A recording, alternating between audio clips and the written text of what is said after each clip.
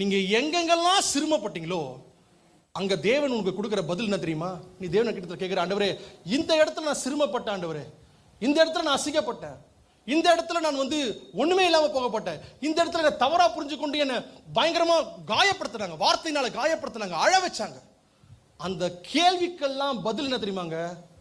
மேன்மை. எல்லாம் சத்தமா சொல்லுங்க, சத்தமா சொல்லுங்களேன், தைரியமா சொல்லுங்க. அதான் நான் அடிக்கடி சொல்லுவேன், நீ எங்க அசிங்கப்படுத்தப்பட்டியோ அதே இடத்துல தேவனை மேன்மைப்படுத்துவார். எத்தனை பேர் நம்புறீங்க? கரங்களை எத்தனை மகிமைப்படுத்தலாமா?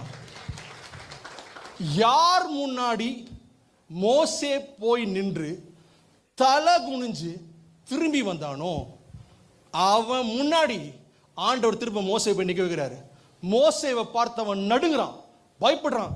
இந்த வாதை எங்களை விட்டு போகும்படி தயவு செய்து நான் வேண்டிக் கொள்கிறேன்னு சொல்லிட்டு அவ்வளோ பயங்கரமா இருந்ததான பாரோனை மோசே காலத்தை விட வச்சாரு.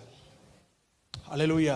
அதான் சொன்னேன், சிறுமைப்பட்ட இடத்துல தேவன் தருகிற இரண்டாவது ஆசீர்வாதம் மோசேவுக்கு எல்லாவற்றையும் கொடுத்து அவனை மேன்மைப்படுத்தினார்.